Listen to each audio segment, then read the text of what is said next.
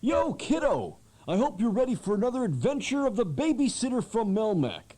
'Cause if you thought those little cousins of mine were tucked in for the night, well, think again. So I'm up on the roof, right? Rotating the satellite dish, trying to pull in channel 93 from Larry's asteroid. When all of a sudden I hear these strange noises coming from the twins' room. Oh no, I say. I thought they were asleep. And sure enough, when I climb down to investigate, Eddie and Van are wide awake, planning another getaway. "Hey, Gordo," says Eddie, "we thought you'd gone to bed." "Yeah, I bet you did," I say. "So what'll it be this time? Push-ups till dawn?" "No, please," says Van. "Anything but that." "All right, okay," I say. "I'm easy. How about a story?" "As long as it's scary," says Eddie. "Yeah," says Van. "The scarier the better."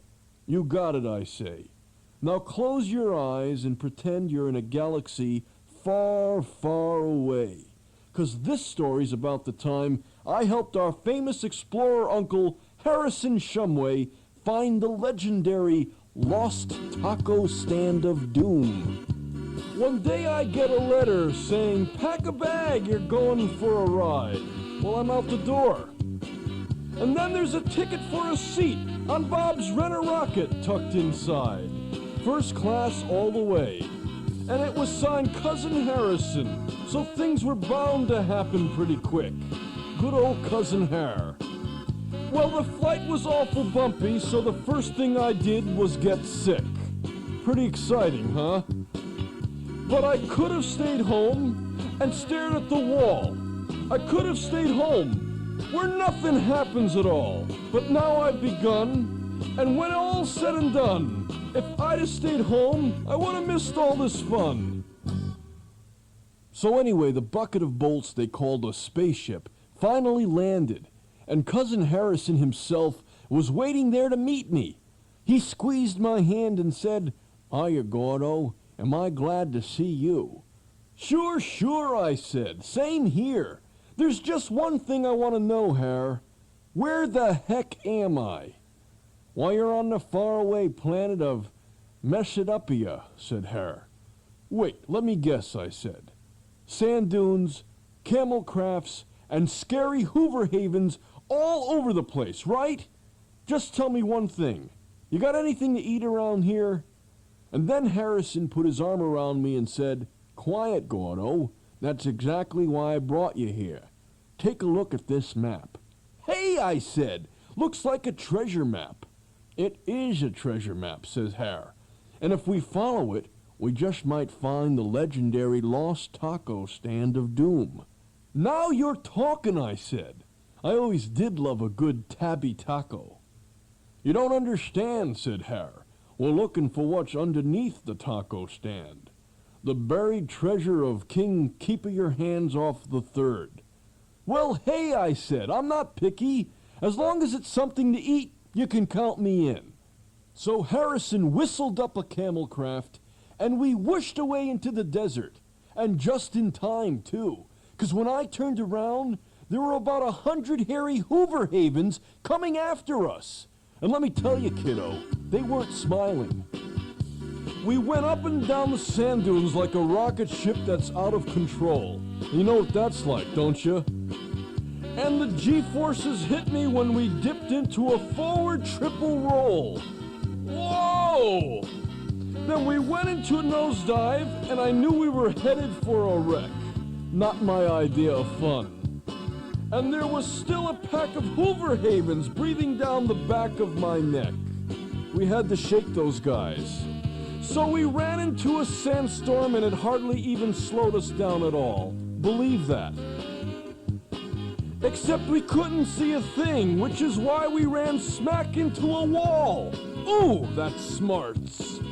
Then we flew head over snouts, and we landed at the bottom of a pit. What a pit. And right about then, I decided it was time for me to quit. Yeah, I should have stayed home and gone to the mall. I should have stayed home, where nothing happens at all. Now I've really gotta run, 'cause when all is said and done, I think I should have stayed home and missed all this fun. Boy, that pit was darker than a night flight to Vestron. I was looking around for the light switch when Harrison whispered, "We found it." "You mean," I said, "this pit is the taco stand of doom?" "There hasn't been a real taco stand here for thousands of years," said Harrison. "Now open the map and read the clue." "Why not?" I say. "Maybe if we find the treasure, I could still get something to eat." So I lit a match and read the clue. "You're getting closer. Now you're hot. The treasure's here, beneath this spot." "Okay," said Harrison. "This is it. Start digging." Well, by this time, I was starving, so I dug my little brains out. Pretty soon, we hit metal. "Look," I said, "it's a box. The treasure must be inside." But when we opened it, all we found was a bowl of something that looked suspiciously like rocket ship sludge. And then Harrison read the note that came with it. "You found the treasure. Now don't you feel silly. This spot's not hot because it's chilly." Ha, ha. Signed, "Keep your hands off the third." "Chili!" I screamed. "The treasure is one crummy bowl of chili?" Boy, I couldn't believe it. There wasn't even any kitty dip. Well, I was so mad, I took the next fly-by-night flight out of there. And I never went anywhere with my cousin Harrison Shumway again. 'Cause I decided, if you're looking for adventure, you really don't have very far to look. And I'll tell you why. Next time I crave excitement, I think I'll just go home and read a book. I will. Books are good for you. I've got plenty of them back at home, waiting for me up there on that shelf. Uh-huh. And they're the best adventures, 'cause they always happen to somebody else. Oh yeah! Ah! Hey, I can hardly believe my eyeballs. Eddie and Van are fast asleep. But just to make sure, I better tell them a couple of more jokes. And this time, I'll make it my best material. "Okay," I say. "Eddie, Van, here's a knock-knock joke for you." "Knock, knock." I said knock, knock. Can you believe it, kiddo? I think those two fuzz pups are finally asleep.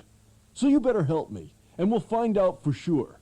When I say knock, knock, you say, "Who's there?" Ready? Knock, knock. Boo. Now you say, "Boo-hoo." Hey, don't cry. It's only a joke. Ha! Pretty good, huh? And hey, you know what? Eddie and Van didn't even giggle. Let's try one more, just in case they're faking it. Knock, knock. Canoe! Canoe, come out and play with me? Ha! Ha! Oh, I sure hope so, 'cause Eddie and Van are fast asleep. And now it's time for the old Alfer to party down. Yeah! So I close the bedroom door and tiptoe into the kitchen. I open the fridge, load up the old TV tray with a double portion of feline and fries, and turn on the tube. Ha! And hey, guess what's on? It's the Groovy Ghoulie Show. And they're showing a classic, one of my all-time faves. No, not the monster who ate Melmac. Even better than that. It's The Incredible Shrinking Cat. Oh boy, I say, this is going to be fun. So I sit through about 10 minutes of commercials, and then the movie starts again. There's this humongous cat, see? And he's been terrorizing Melmac. So the hero squirts him with some special shrinking gas. Ha! That kitty never knew what hit him. He starts shrinking smaller and smaller, and pretty soon he's as tiny as a mouse. Anyway, it was great, even if it was the 29th time I saw it.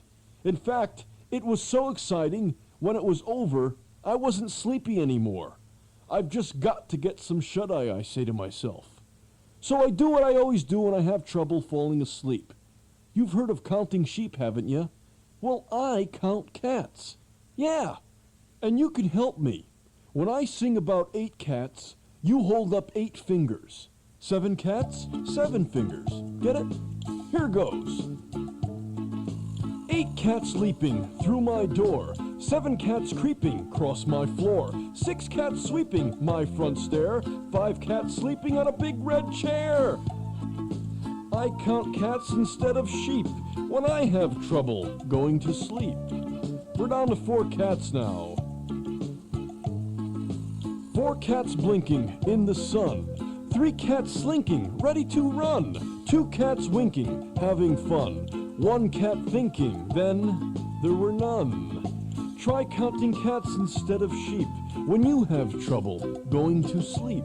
Here comes the big countdown. 8 cats leaping, 7 cats creeping, 6 cats sweeping, 5 cats sleeping, 4 cats blinking, 3 cats slinking, 2 cats winking, 1 cat thinking. Yeah, 1 cat thinking. Oh, I'm getting sleepy. It's working. I'm falling asleep.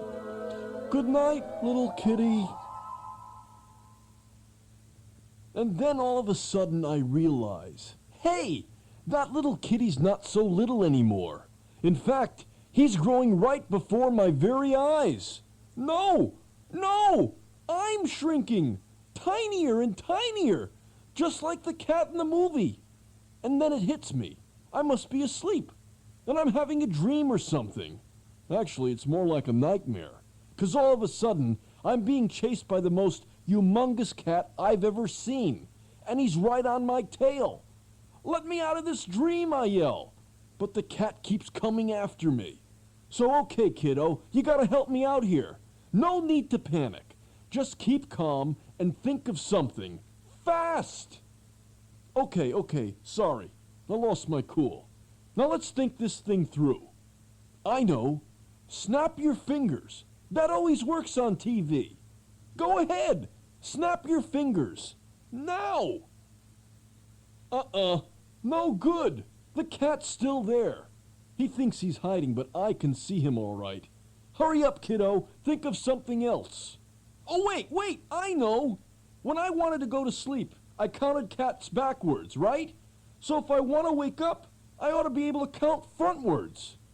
Hey, what have I got to lose? Okay, don't say it. I can become a tidbit for a tabby. I know. So let's try our song again. Only this time, remember, start with 1 finger.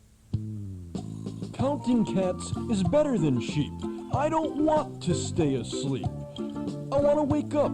So here we go. 1, 2, 3. 1 cat thinking. 2 cats winking. Wait, hold it. Stop the music. I just can't believe it. Now there are 2 humongous cats chasing me. What is this? Eat an alien week or something? Come on, kiddo. Let's try again. Now here we go. 3, 4, and 5. 3 cats slinking. 4 cats blinking. Oh no! Now there are 4 humongous cats after me. This is the end. I'm a goner. Adieu, Earth. Farewell, Melmac. Good night, Mrs. Calabash, wherever you are. Where am I? Am I in alien heaven? Or am I in alien? I'm alive! I'm alive! It worked, kiddo. You saved my life. Well, at least you woke me up. Gee, I guess it was a nightmare after all. Must have been that second helping of feline and fries. Boy, I'm telling you, I have learned my lesson. No more midnight snacks for me. From now on, it's early to bed and early to rise. Yeah, just as soon as I get me some dessert. Well, I kind of have a craving, you know. Maybe some nice kitty caramels? Yeah, that's it, the chocolate-covered kind.